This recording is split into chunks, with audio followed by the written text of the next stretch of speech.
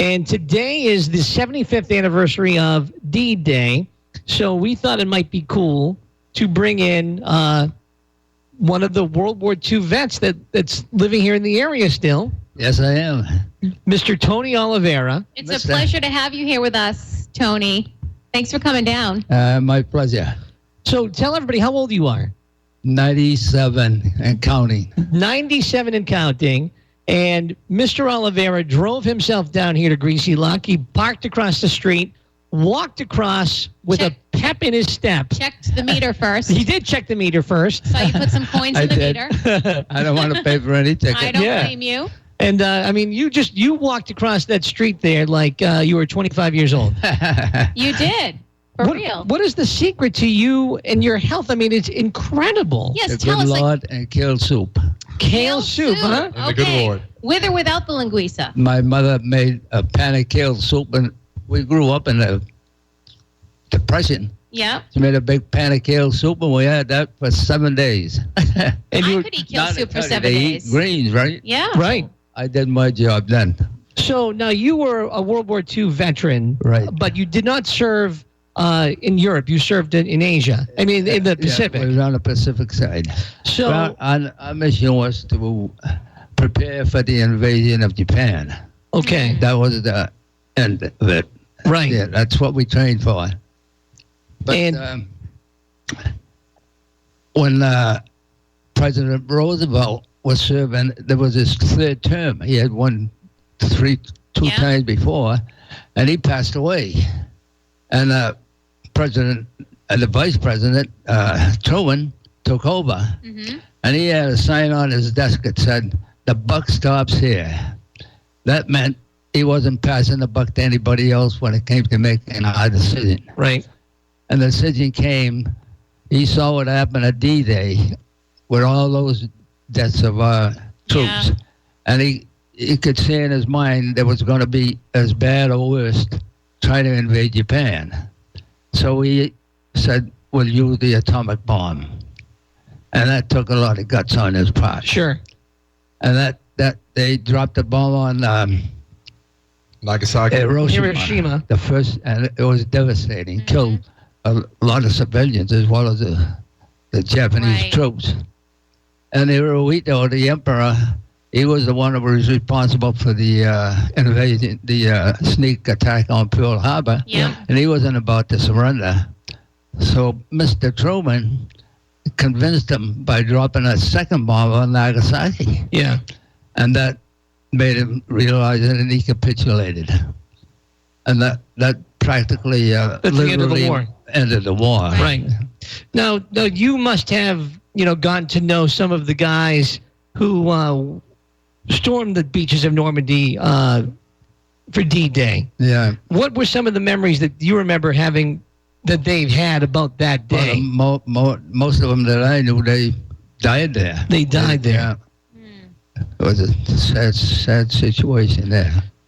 So, I was saying earlier on the radio that, and let me ask you if you think this is an overstatement. I think that if it weren't for guys like you, weren't for guys like the ones that stormed the beaches at Normandy 75 years ago today, the world would be a very different place. They saved the world. Yeah. Is that an overstatement? Yeah, well, they call it the greatest generation, but each generation has its greatness. So, but what I was waiting for this friend of mine. I was dating my future wife, and he was a couple of years younger, and he was dating their younger sister.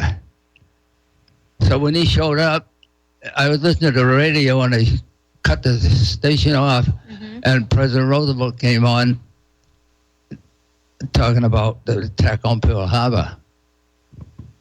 So I told him, when Leslie picked me up, I told him, you're not going to believe this, the Japanese attacked Pearl Harbor. I said, we're taking the girls to the movies. I said, don't tell the girls, but tomorrow morning, I'm signing up.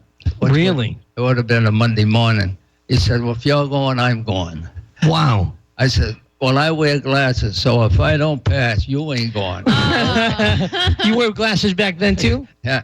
So we went to the Marines. In them days, every corps, every service had a recruiter. because it was all volunteers that served in the armed forces back then. So we went to the Marine. Where did you have to go for that? Did they have that in New Bedford, or New Bedford. right in New Bedford? Every service had a recruiter. Yep. So we walked in and he saw it with the glasses. He said, sorry, you know. So we walked out. I said, well, we'll go to the Navy. We'll sleep in a bunk. We won't have to dig a foxhole. Yeah. He'd give me the same.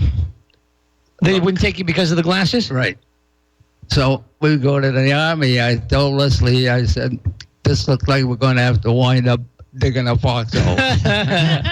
And it looked pretty good because the guy didn't mention my glasses or nothing, you know. He didn't care. So he said, they needed people. He said, you see that black line on the floor? He said, go stand there. So I went, and he says, and there was a chart up on the wall, and he says, take your glasses off and read the sign. So I took my glasses off, and being nearsighted, I started walking up to the wall. He said, where you going? I said, you told me to read the sign. That's great. So he turned me down, you know. He said no. So a year later, in November of 42, I got drafted. I went up to Boston. There was the train load. We went by train. And I passed the test by squinting, you know. I squinted like You made it happen. Yeah. Hey, as long as you aim the rifle in the right direction, they didn't care. Talking to 97-year-old Tony Oliveira, who's a World War II vet, on the 75th anniversary of D-Day.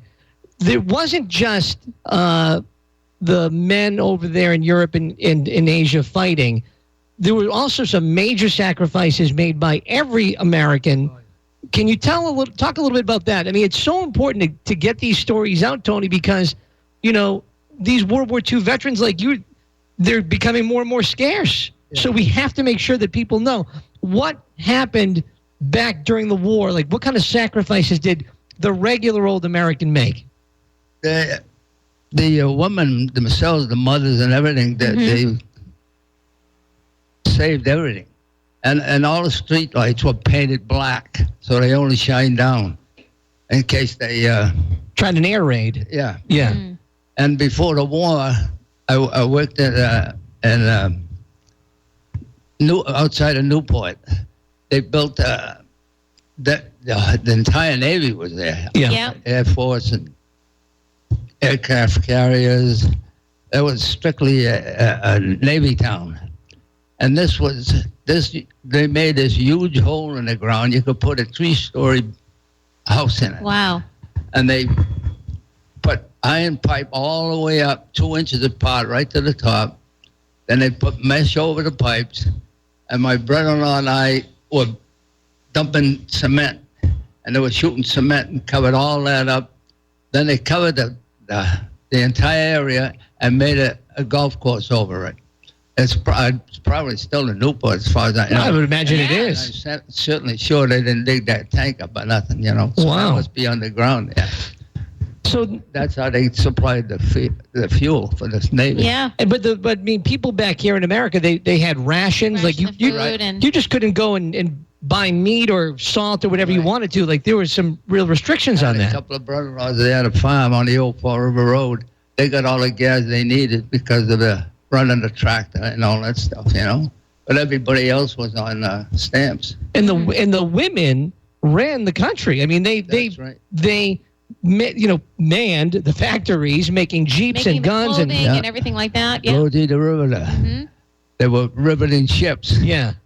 There was no difference in the male or female. They were all part of it. Right. Any D-Day, like one D-Day memory that you might be able to share? I know that you weren't there, but one of the guys that you might know, and you know, there were any survivors that you knew? No. Nobody you knew survived that? No. Oh, what a sad thing.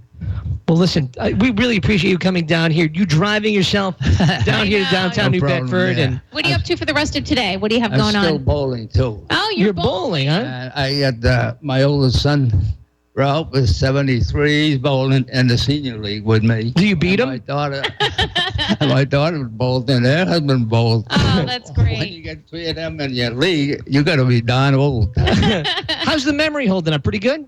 I was telling this to a friend of mine. I said, my memory is getting bad. And he said, how bad is it? And I said, how bad is what?